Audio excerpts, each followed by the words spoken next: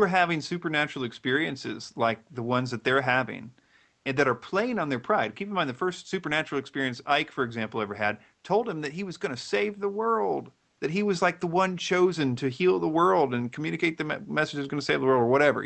He was given this incredibly very seductive thing. And granted, it was incredibly supernatural, all the stuff that he's describing. You would of course believe that. Who wouldn't believe that? Here you are getting communicated with these beings that are telling you this information. I mean, you can tell his shockedness of that when he writes about, how the pen would write and it couldn't be him because he'd never heard about any of these things before. It's easy to get deceived when it's a prideful thing.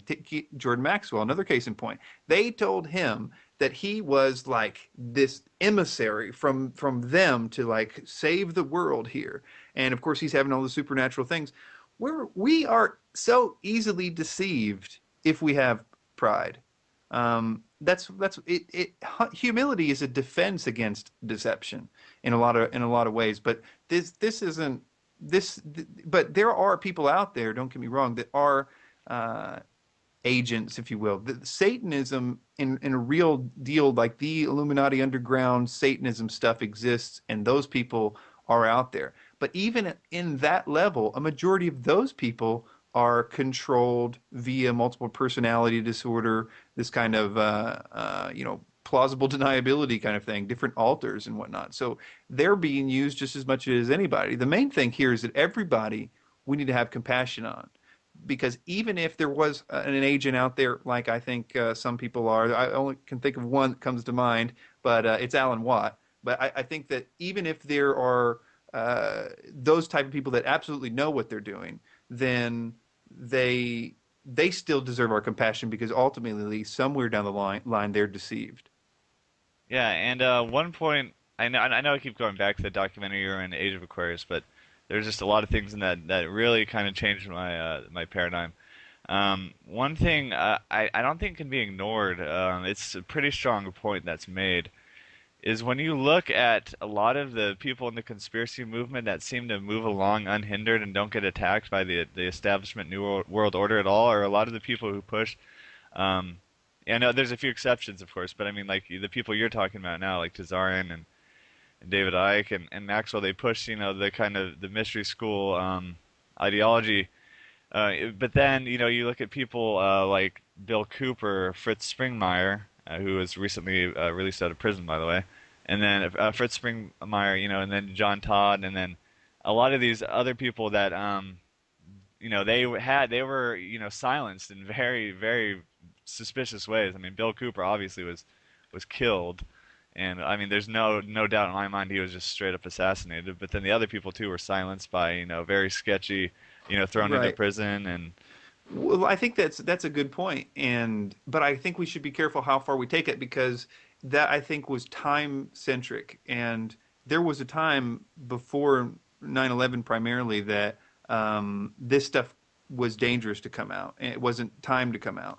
But I think that there's been a thing recently that all conspiracy stuff ultimately is good for that side at this point, because they need to wake as right now it's a mad dash to wake as the entire world up to this concept that they can be evolved. It doesn't matter how they get to them. If they can get to them through aliens or 2012 or just rampant new age stuff or whatever, it's going out there. Conspiracy stuff is the fastest vehicle for indoctrinating people into the new world order mindset.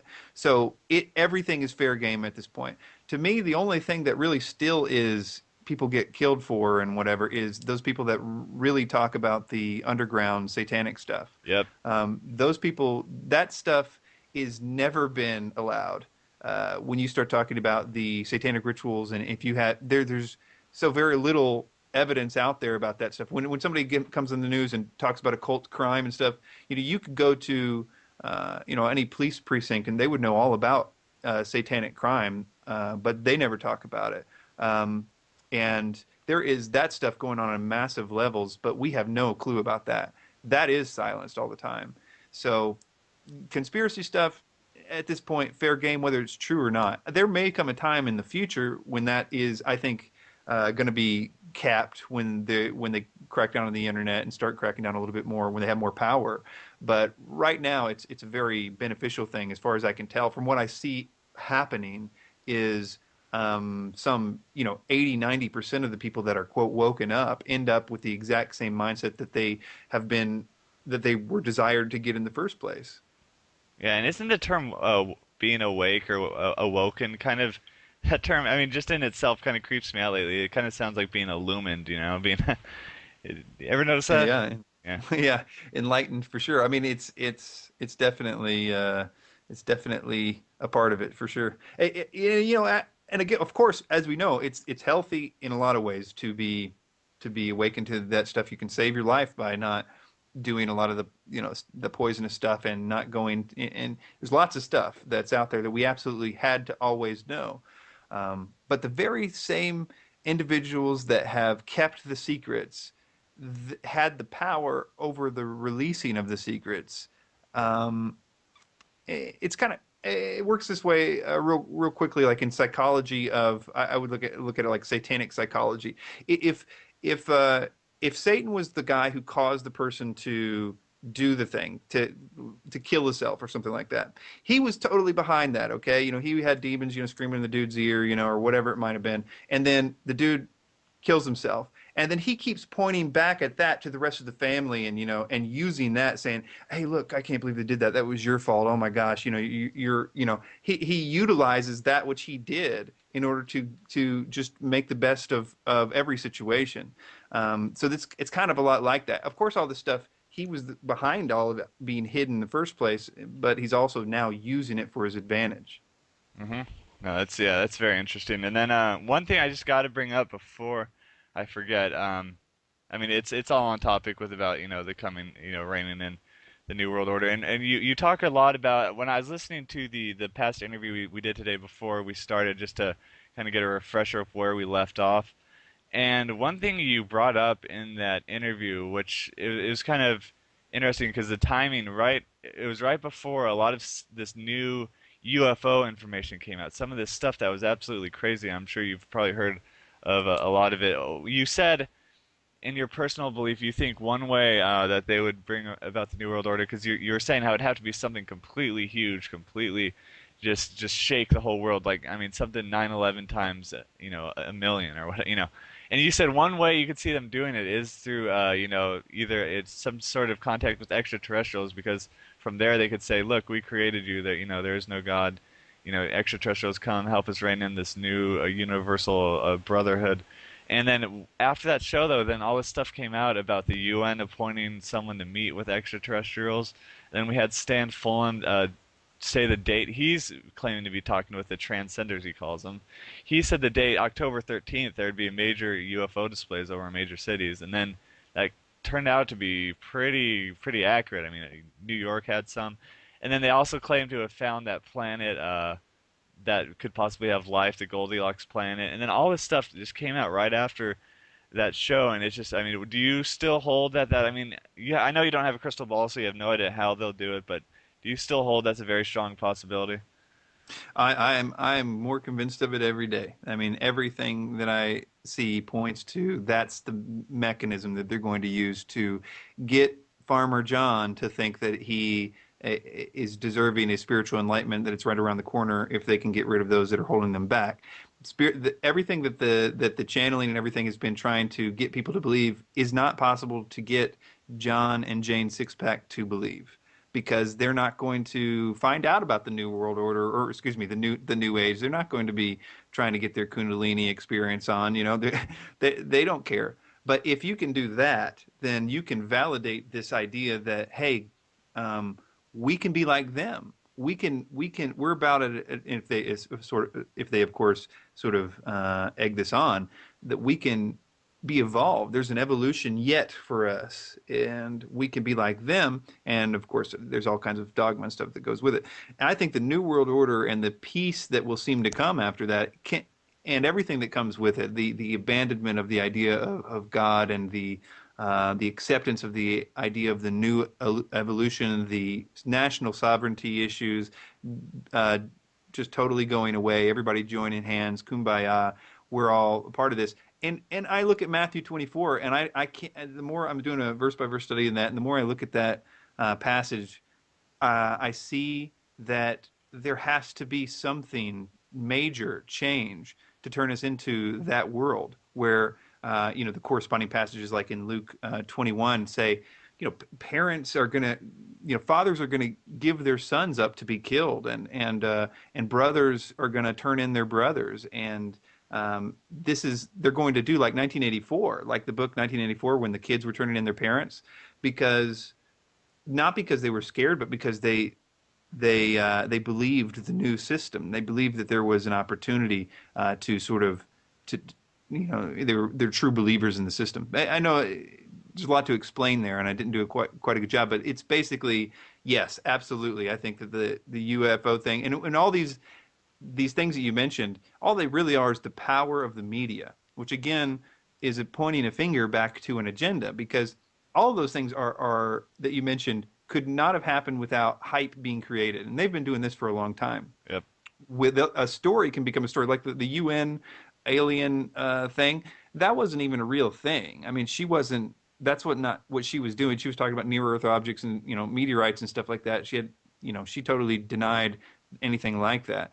But that story circled the world and carried with it a sub story about we're starting to think about aliens and everything else like this. This guy that says, or he's gonna aliens or whatever, big date or whatever. It circles the globe in no time. Nothing circles the globe faster than a prediction with a date on it, i.e., 2012. If you want to get something in the mind of the world, put a date on something, and of course, there's multiple different ways they could do that. In my view of what they are, uh, can be manipulated just as quick as anything. But it's just the media. You see it all the time with movies. Every movie for the last 7 years has been something to do with aliens built the pyramids. They're coming back. They're going to destroy us. No, they're our friends. But it's just aliens, aliens, aliens. There is something going on in terms of a propaganda campaign that seems to have permeated all levels. You could say, no, it's just because that's what we like. Maybe that's what's hot and people are buying it. Maybe so, but you can look back at like Nelson Rockefeller funding World War of the Worlds with Orson Welles, and Nelson Rockefeller having this thing to do about disclosure, that's now going on. The disclosure thing is just a joke, that's getting this into people's minds. The government knows about it; they just won't tell us. The old like oldest trick in the book. Pick up the toy that the kid's not playing with, and they all of a sudden want to play with it. So it's just a big propaganda thing, and that to me is the biggest evidence that that's what we're supposed to believe. I'm glad you brought up the thing with the UN alien thing being withdrawn. Yeah, it wasn't really true, but I do remember I did read that. But the funny thing is, okay, this just proves how they're trying to hype the whole alien thing just in a major way, because I remember, yeah, the UN alien thing was all huge headlines. You could see it everywhere. But when I saw that thing of them retracting and saying she's not really an alien ambassador, but when I saw that, it was this tiny little sub headline. And then actually Right. also with that Goldilocks planet, they actually ended up saying kind of retracting that to a Right. point, Yeah. yeah, saying like, well, we don't really know, but it's like whenever there's something that could show, aliens, and then like you said, yeah, people would say it's for ratings, but I don't know. I think it really is kind of beyond that. And then They do. I mean, you can see this all the time too with Mars. Frank, guy used to do a show with Frank and Chris show. We used to joke about this because over the years, it was we would time it about like once a month, maybe it was probably once every 2 or 3 months, really. But it was like clockwork that they would put out these stories about Mars that would circle the entire globe, and they would say life on Mars found, or water found on Mars that supports life, or some grand headline that's like, oh my gosh, and everybody's starting talking about Mars. Okay, can you believe the Mars thing? And then you read the article, and it's all like that life could possibly be there if all these if things, and that not, it's basically non-story with a super fantastic headline, and that would happen just consistently. And by big news agencies that were obviously getting picked up all across the world. And it sure seems like somebody would have read the story and be like, this doesn't have anything to do with that or whatever. Yeah, it's but I heard there's a statistic though that the majority of people don't even really read the article; they just look at the headlines.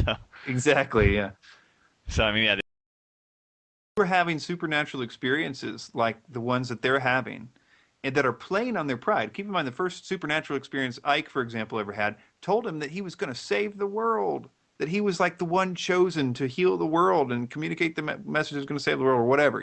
He was given this incredibly very seductive thing. And granted, it was incredibly supernatural, all the stuff that he's describing. You would of course believe some people are. I only can think of one that comes to mind, but it's Alan Watt. But I think that even if there are those type of people that absolutely know what they're doing, then they they still deserve our compassion because ultimately, somewhere down the line they're deceived.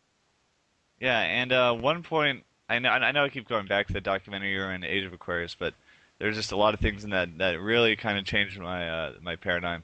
That who wouldn't believe that? Here you are getting communicated with these beings that are, telling you this information. I mean, you can tell his shockedness of that when he writes about, how his, the pen would write and it couldn't be him because he'd never heard about any of these things before. It's easy to get deceived when it's a prideful thing.